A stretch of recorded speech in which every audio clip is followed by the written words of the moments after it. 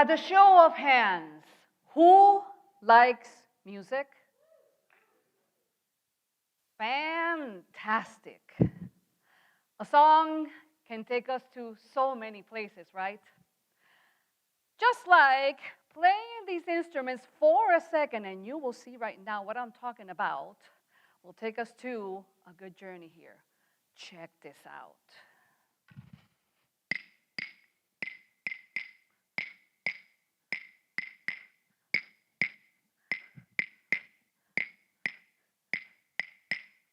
Hold on, I'm not done.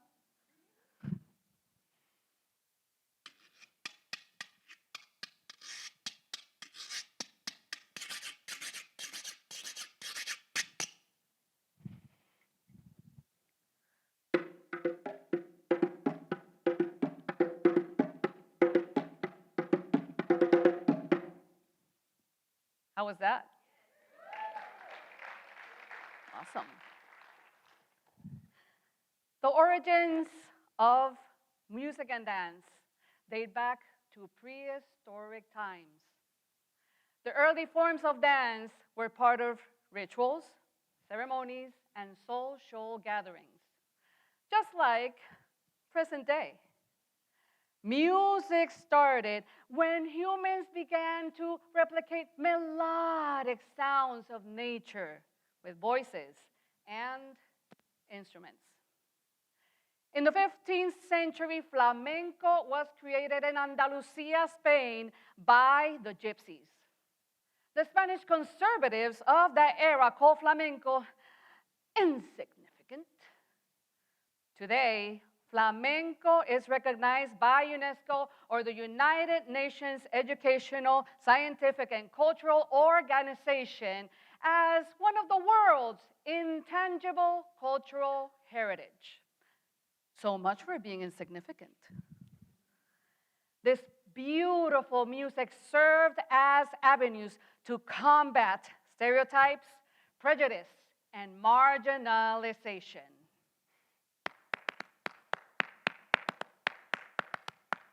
Ha!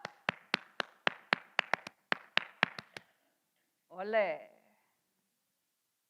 In the late 19th century and early 20th century, jazz and blues was born in the African American communities of the southern United States, captivating audiences from all backgrounds.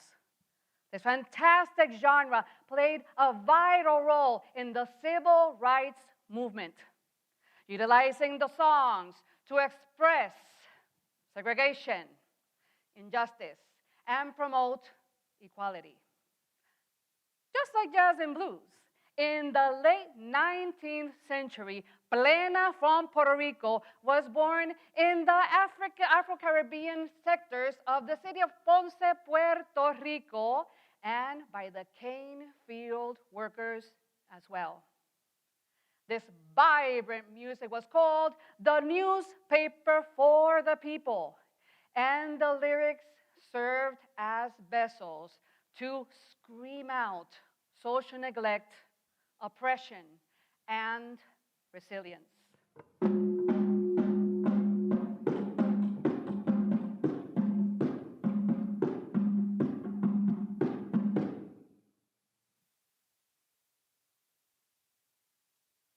As said by the New England Journal of Medicine and Johns Hopkins Medicine, music and movement are highly beneficial for our brains and bodies, promoting overall health for life. Like they say, movement is medicine.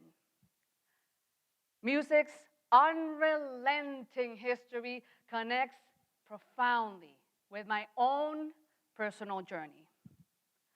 My parents were avid music lovers. I've been listening to music and dancing to anything ever since I can remember. My love and devotion for music and dance started at home.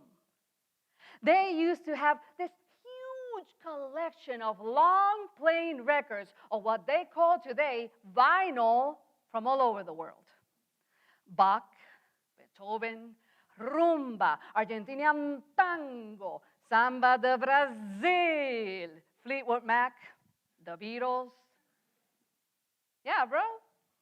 The, the list went on and on. In the late 1940s, when my father enlisted in the U.S. Armed Forces, speaking Spanish was prohibited among soldiers. So, my father taught himself the English language, becoming fluent in speaking, reading, and writing it. This will become one of the most important investments that my father did for himself. Remembering that AI, Duolingo, and Google Translate were not up and running at those times.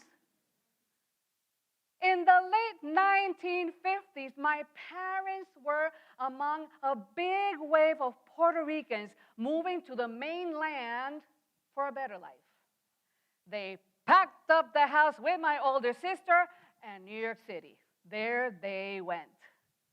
Through hard work and dedication, my father conquered the American dream, becoming the owner of 3 different businesses. But his most cherished one was his beloved jewelry store. He taught himself how to make custom-made fine jewelry pieces for his clients. My mamita, of course, she stayed at home taking care of the children and everything else in the household. In their world, teamwork made their dream work. I am the youngest of 3 siblings. My father, very lovingly, he used to call me his little mouse. How New York City of him, right? My brother and my sister, well, they were most of the time highly annoyed at me. And my mother, every time she gave me command or told me what to do, I would just go ahead and do the whole opposite. Hello, attention deficit hyperactive disorder. Besides, being obedient was not my strong suit. Our household was filled with abundance, love, laughter, until a horrific day of November 1973. On an armed robbery gone terribly wrong, my father's life was taken. He was only 43 years old, man. I was 8 years old.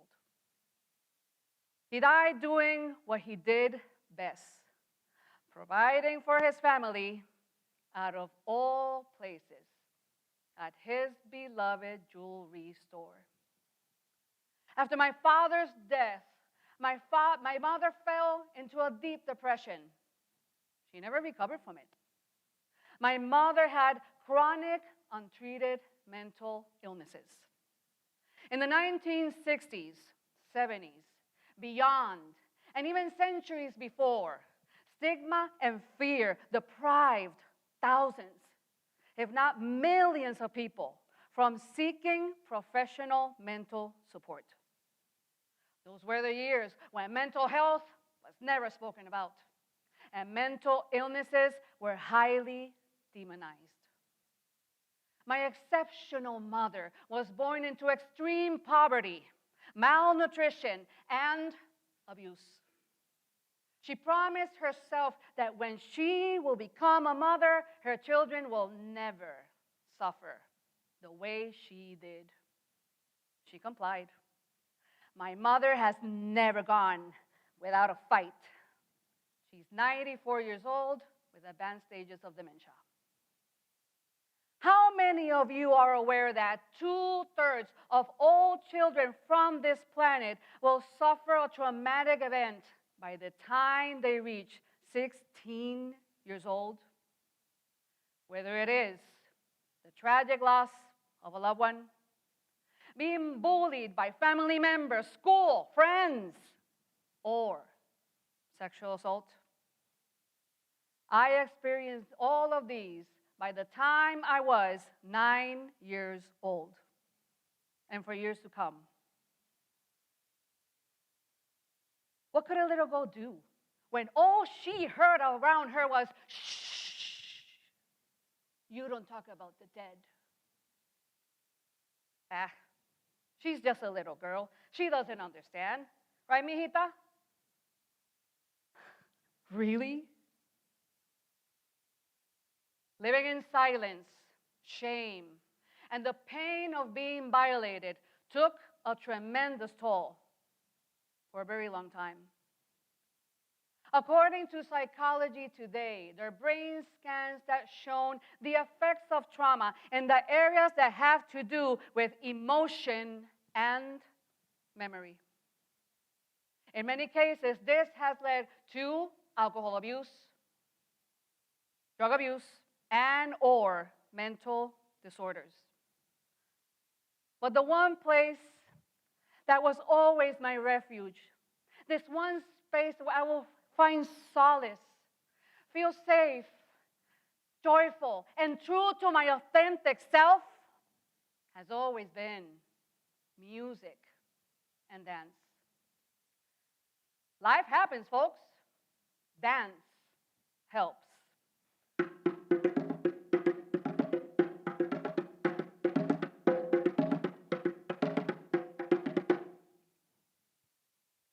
After years of being a rebel with and without a cause, self-sabotage, and living on the edge, right, Alvaro?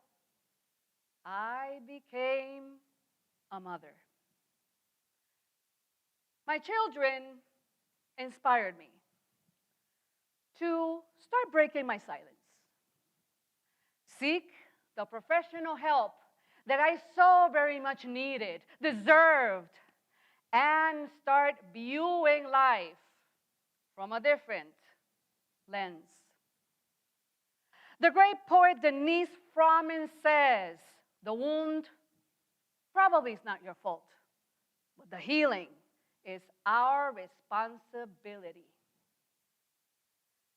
With the terrifying, life-changing event of motherhood, one of my biggest missions became the one of turning my life around. Time to break the chains of generational traumas and dance to the beat of a new drum.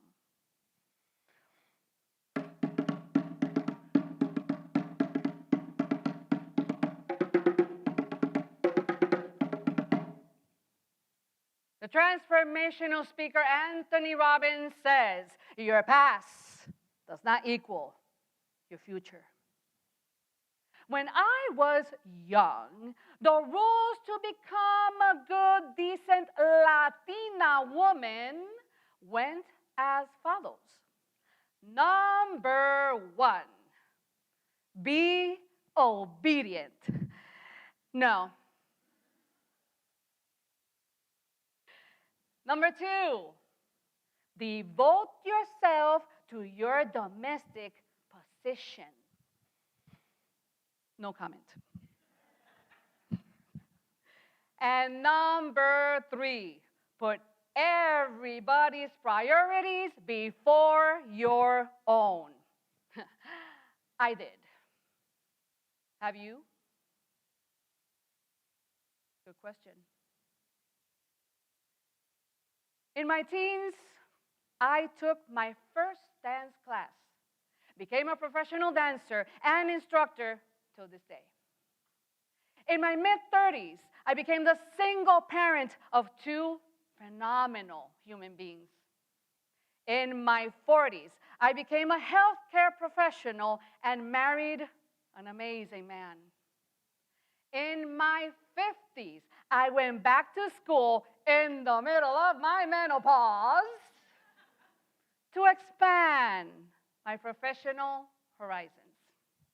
And now, at age 60, I am ready for the next season of this phenomenal and challenging dance that I call life.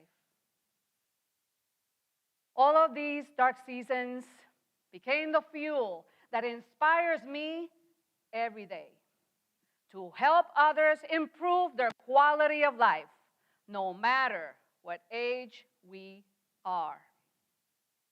The legendary ballerina Martha Graham used to say, dance is the hidden language of the soul. And the inspirational speaker Jim Rohn used to say, life does not get better by chance. It gets better by change. As we look back through history, we can see that music and dance have always spoken a language deeper than words, the one that transcends through generations, uniting and healing people along the way. I believe that life is about progress, not perfection. It's about hitting that restart button over and over again, regardless of age. It's about staying true to our authentic selves. Do yourself a favor. Disconnect from what anybody thinks. Now, which are your favorite songs in your dance of life?